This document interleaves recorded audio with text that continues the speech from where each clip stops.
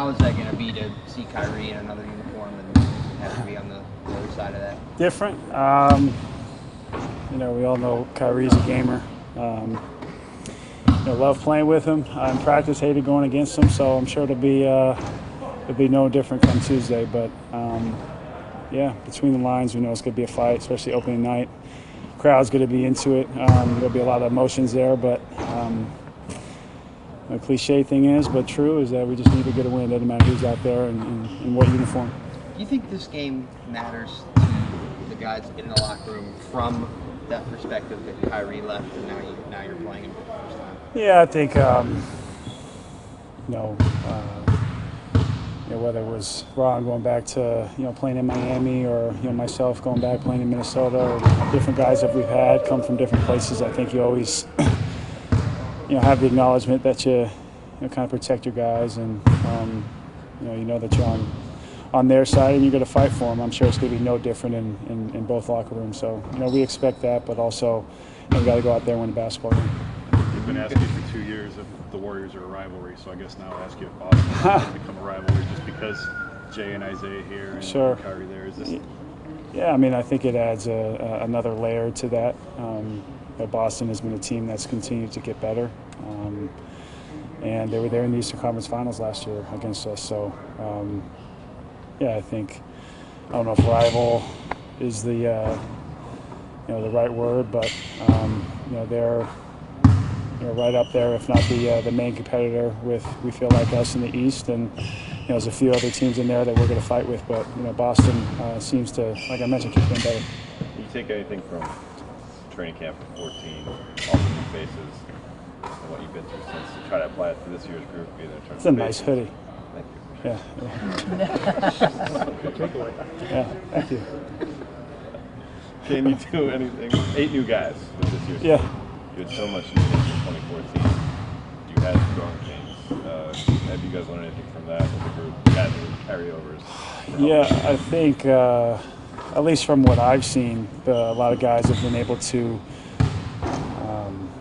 adapt to, I guess, it's top of mind just because of, RJ being gone now, just adapting to the culture and us creating a culture that guys have been able to, easily integrate into. And it wasn't without, a few growing pains at first, but I think, guys love being part of this, organization, basketball community, whatever you want to call it. But, it's become a family type atmosphere here, and I think that bodes well on and off the floor for us.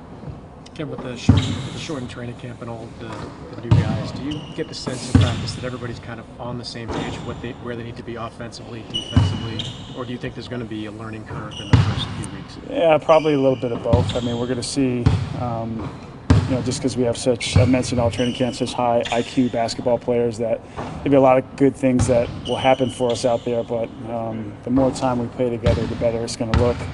The better it'll be on film, and hopefully it'll translate there to the floor as well. It's not going to come out. It'll come out and be perfect at the start, but we're going to go out there, play hard, and try to stick to our principles and play our style of ball. But we'll see.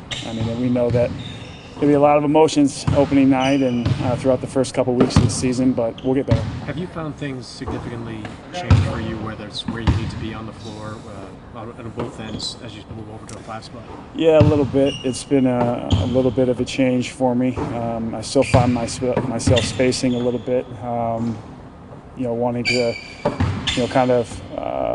roll a little bit more, and on the defensive end, just playing the primary big on their team the whole time on the defensive end. So it's been a little bit different, figuring things out on that end, but that comes with the growth I'm talking about. So we need to do that and, hopefully be a machine when, things start clicking. We haven't gotten a chance to ask you about this.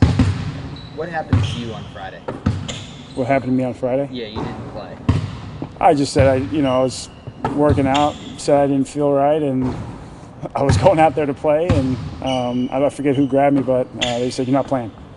I just came in and said, "What are you talking about?" He said, "Yeah, go tell Channing." Ty said, "Go tell Channing he's starting." I said, "Well," told him, I said, "I want to get my wind up, get my wind going," but he said no. So that's how it was. What didn't feel right? Just my body. I just felt sluggish, and that was it. And Ty probably said, "You just don't want to play the last preseason game." I was going to use an expletive, but I didn't. So when Tad told us that you were out for tightness, and we said, "Well, what's tight?" He said, "Just tightness." Yeah. That's right. Everything was tight. I mean, just so tight. Yeah, I was out for rest in the 5th preseason game. Yeah. Is that like general soreness? Yeah, I mean that's it. My 10th year, you could put old on there. Like we did that for Duncan, a few years back. No, I honestly, I expected to play, and he just came and grabbed me. What was the scene like in the locker room in the second half of that game? RJ had kind of come back to the locker room. There's 5 or 6 of you guys back there. Are you guys kind of like shooting the shit, reminiscing? Yeah, and it was in vintage RJ fashion. We were shooting the shit and talking and reminiscing, saying how it's never going to be the same. The third leg of the podcast, and no, he was. As a lot of us mentioned on social media yesterday, and we've seen a lot of guys come and go, but RJ was one of the guys that helped create the culture here. So he'll always be a Cavalier. He'll always be a guy that helped us in that 2016 finals in a big way, and we love RJ. We always will. Do you normally get that opportunity? It seems like when guys get traded there, it normally doesn't happen 20 minutes before a game. Right. You have that chance during a pre. Like it just seemed like you had more of a chance to say goodbye to them than maybe you normally would. Yeah, I mean, had we been at home, I mean, his cheap ass didn't need a ride back. I mean, I imagine it might have been a little different, but no, it was nice to have him there for that, and it's never fun to see a guy go like that, but it's part of the game. It's a business, and we know we'll see him down the road. Any little Kev jokes? I'm sure there will be. Yeah, I don't know if that dies out, but I mentioned that's part of that culture. So, Kevin, we see Isaiah shooting out here now. How has he been? His demeanor, his confidence in the last few weeks, knowing he's not going to be ready to start the season. It's always hard. I think it's part of sports that injuries happen, and guys not being around the team as much. I mean, he's been with us everywhere, but even from an emotional standpoint, and being fully in tune and integrated into everything they would do every single day, it's just tough to be out. But no, he's still around the team as much as he can be. I just know it's hard for him not being able to go out there and compete, because that's just who he is. Not to look too far ahead, but can you anticipate at all how easy or difficult it may be to incorporate a player like him in mid-season, hopefully even to get him back? Yeah, I mean, he's a guy that's going to create a lot of puts points up in bunches, so he's going to create a lot of double teams, and he's a gamer. He's another guy that has always played with a big chip on his shoulder, and on our team, I think you see that a lot. But guys bring it, I guess, in the right way, and we're looking forward to having him back and having him healthy. Do you think he'll be able to integrate easily? I think so.